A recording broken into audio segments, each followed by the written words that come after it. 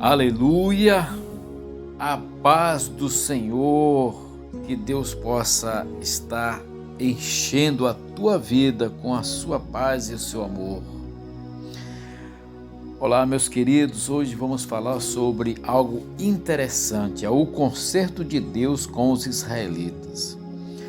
No livro de Deuteronômios, capítulo 29:1, fala assim: estas são as palavras do concerto que o Senhor ordenou a Moisés na terra de Moabe que fizesse com os filhos de Israel, além do concerto que fizeram com ele em Horebe.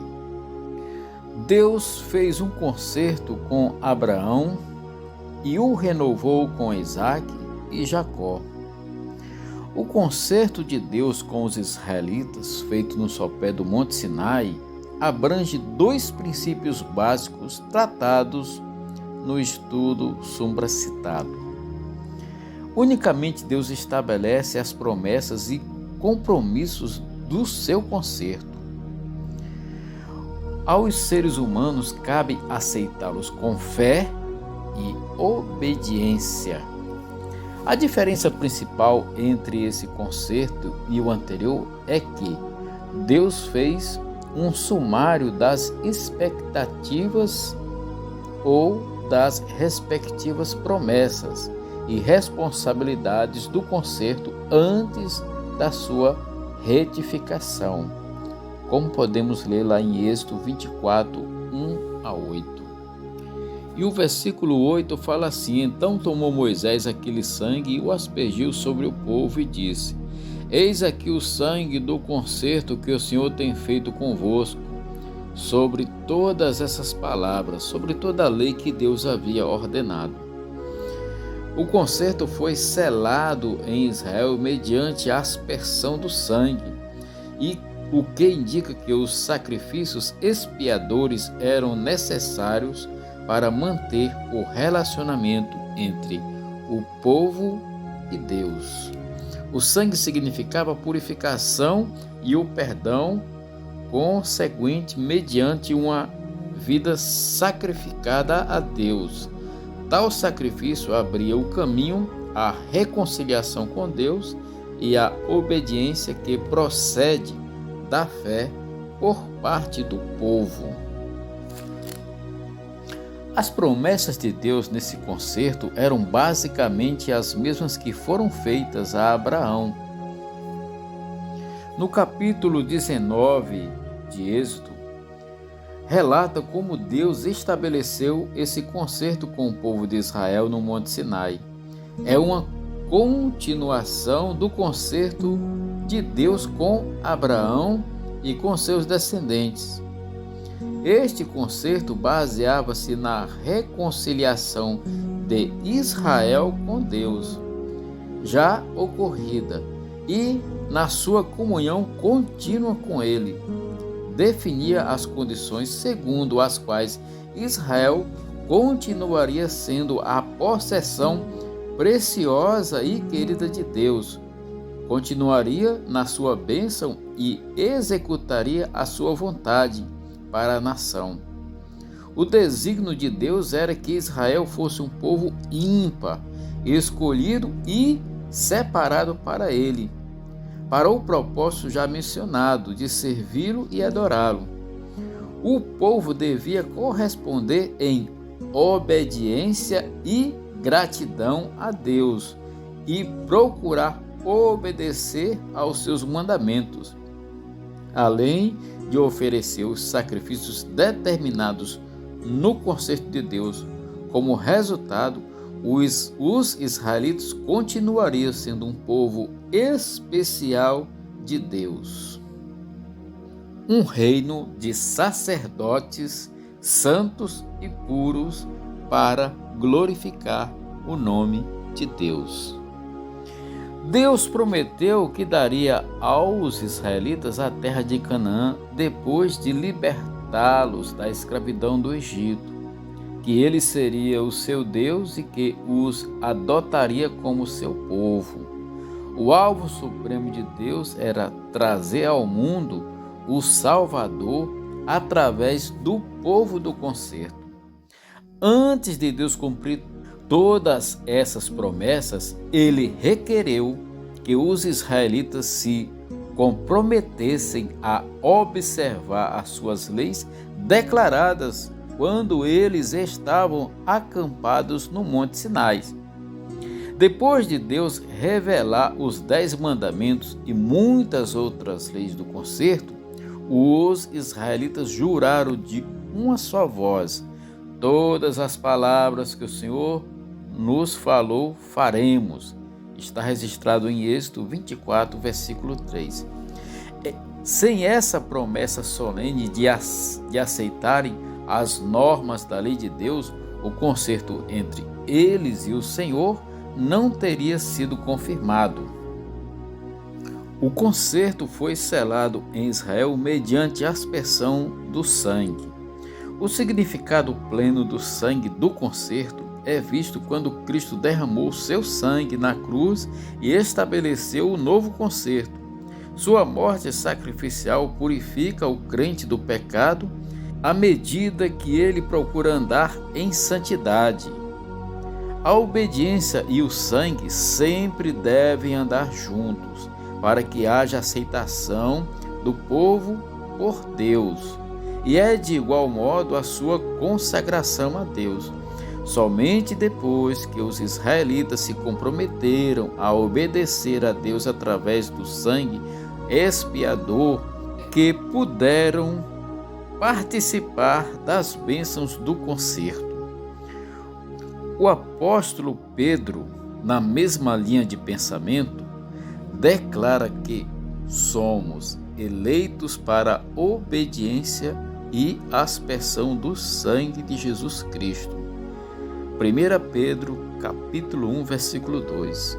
Hoje nós, a igreja, também somos eleitos para a obediência e a aspersão do sangue de Jesus Cristo. O sangue de Jesus, ele tem o poder de nos levar a ter um concerto com Deus. Essa resolução de cumprir a lei de Deus continuou com uma condição prévia do concerto. Somente pela perseverança na obediência nos mandamentos do Senhor e no oferecimento dos sacrifícios determinados por Deus no concerto é que Israel continuaria com a possessão preciosa de Deus e igualmente continuaria a receber suas bênçãos. Em outras palavras, a continuação da eleição de Israel como o povo de Deus dependia da sua obediência ao seu Senhor. Em Êxodo 19, versículo 5 fala assim: agora, pois, se diligentemente ouvires a minha voz e guardardes o meu concerto, então serei a minha propriedade peculiar dentre todos os povos, porque toda a terra é minha. A eleição contínua de Israel como povo de Deus dependia da condição prévia desse povo obedecer-lhe como Senhor. E este fato aparece de forma condicional neste versículo nas expressões se e então. E Deus esperava que essa obediência tão essencial para ele cumprir seus propósitos futuros para com o seu povo partisse de coração cheio de gratidão, reconhecendo seu amor e cuidado para eles, revelado principalmente quando ele os redimiu do Egito. O princípio da obediência a Deus é também um elemento essencial em nosso relacionamento com Cristo no novo concerto. Deus também estipulou claramente o que aconteceria se o povo deixasse de cumprir as obrigações do concerto. O castigo pela desobediência era a destruição daquele povo, quer por banimento, quer por morte. Trata-se de uma repetição de advertências de Deus, dada por ocasião do êxodo. Aqueles que não cumprissem as suas instruções para a Páscoa seriam excluídos do povo. A rejeição intencional e deliberada do concerto de Deus resultava em julgamento divino. O culpado era excluído do povo do concerto, ou pela morte ou por expulsão. Semelhantemente, sob um novo concerto, quem pertence ao povo de Deus e rejeita o senhorio de Cristo, escolhendo deleitar-se no fermento do pecado, está excluído da graça e salvação do Senhor Jesus Cristo. Essas advertências não eram fictícias. Em Cádiz, por exemplo, quando os israelitas se rebelaram, incrédulos contra o Senhor, e se recusaram a entrar em Canaã por medo dos habitantes, Deus se irou com eles e, como castigo, fê-los peregrinar no deserto durante 39 anos. Ali morreram todos os israelitas com mais de 20 anos de idade, exceto Josué e Caleb. O castigo pela desobediência e incredulidade deles foi a perda do privilégio de habitar na terra de repouso por Deus prometido. Deus não esperava de seu povo uma obediência perfeita, e sim uma obediência sincera e firme. O concerto já reconhecia que, às vezes, devido às fraquezas da natureza humana, eles fracassariam. A lei ordenava aos israelitas que mantivessem o seu relacionamento com Deus, amando-o e obedecendo a sua voz. Para expressarem sua obediência, precisavam reconhecer a sua incapacidade de cumprir a lei, oferecendo sacrifícios expiatórios por seus pecados. A vida e a salvação nunca foram prometidas como recompensa por uma perfeita obediência. A lei pressupunha a imperfeição da fé e da obediência do povo de Deus, e por isso proveu um sistema sacrificial que expiava o pecado. A esperança suprema de Israel estava na misericórdia e graça de Deus. Para remi-los da culpa do pecado e reconciliá-los consigo mesmo, Deus proveu um sistema geral de sacrifícios e, em especial, o dia anual da expiação. O povo podia assim confessar seus pecados, oferecer os diversos sacrifícios e, deste modo, reconciliar-se com o seu Senhor. Todavia, Deus julgaria severamente os desobedientes, a rebeldia e a apostasia deliberada.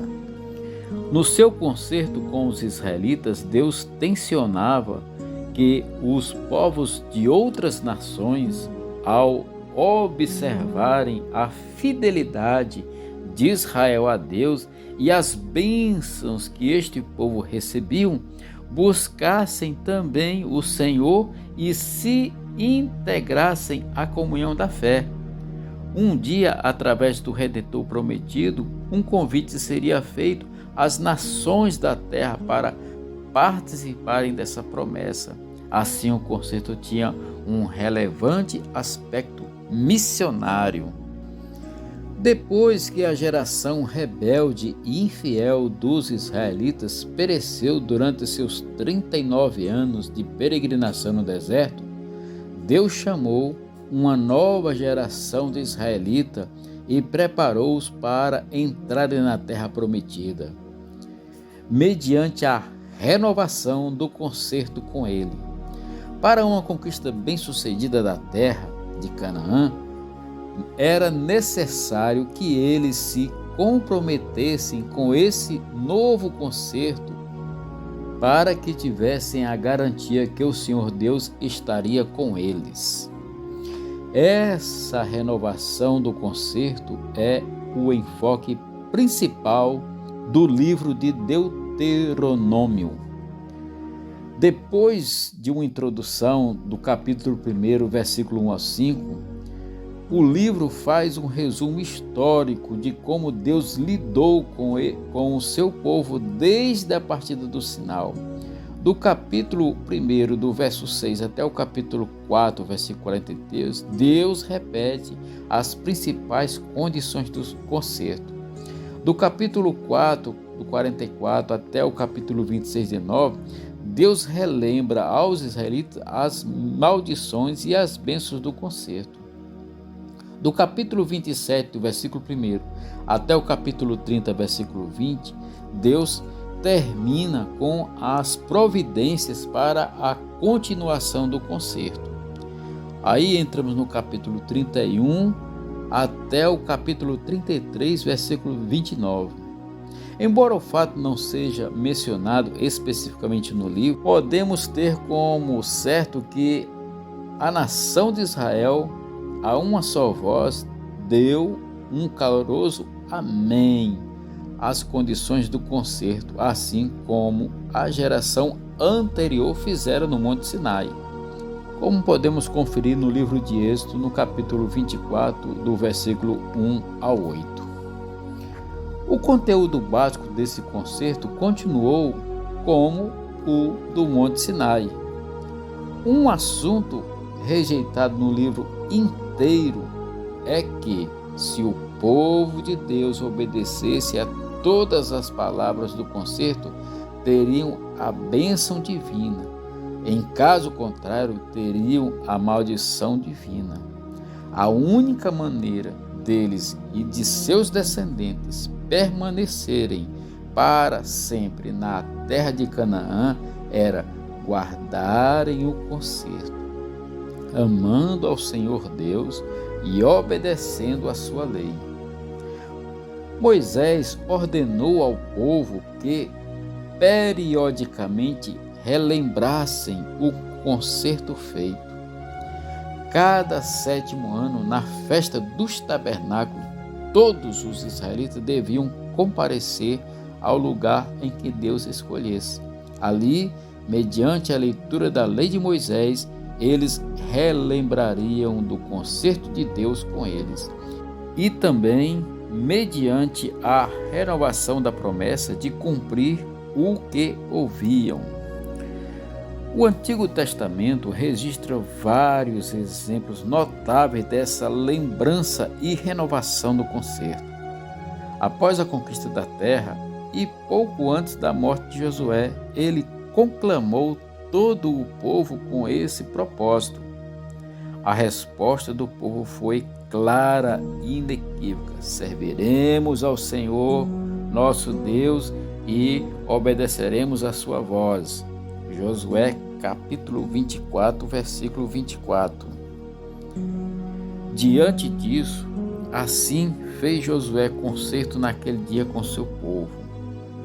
Versículo 25. Semelhantemente, Joiada dirigiu uma cerimônia de renovação de concerto quando Joás foi coroado. 2 Reis, capítulo 11, 17. E assim fizeram também Josias, 2 Reis, capítulo 23, 1 a 3. E o rei Ezequias, 2 Crônica 29, 10. E Esdra, no livro de Neemias, no capítulo 8, 1 até o capítulo 10, versículo 39. A chamada para relembrar e renovar o concerto é oportuna hoje. O Novo Testamento é um concerto que Deus fez conosco em Jesus Cristo. Lembramos do seu concerto conosco quando lemos e estudamos a sua revelação contendo suas promessas e preceitos. Quando ouvimos a exposição da palavra de Deus e mais especificamente quando participamos da ceia do Senhor. Na ceia do Senhor também renovamos o nosso compromisso de amar o Senhor e de servi-lo de todo o nosso coração. O apóstolo Paulo, ele nos fala sobre a participar da ceia do Senhor no capítulo 11, em primeira carta aos Coríntios. A ceia do Senhor é descrita em 4 trechos bíblicos. Nós lemos em Mateus, no capítulo 26, dos versos 26 ao 29, no Evangelho de Marcos, no 14, 22 a 25, no Evangelho de Lucas, no capítulo 22, do 15 ao 20, e em 1 Coríntios, no capítulo 11, dos versos 23 ao 32. A sua importância relaciona-se com o passado, o presente e o futuro. A sua importância no passado é um memorial da morte de Cristo no Calvário para redimir os crentes do pecado e da condenação.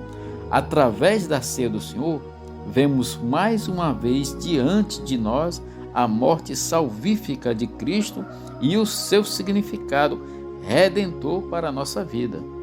A morte de Cristo é a nossa motivação maior para não cairmos em pecado e para nos abstermos de toda a aparência do mal.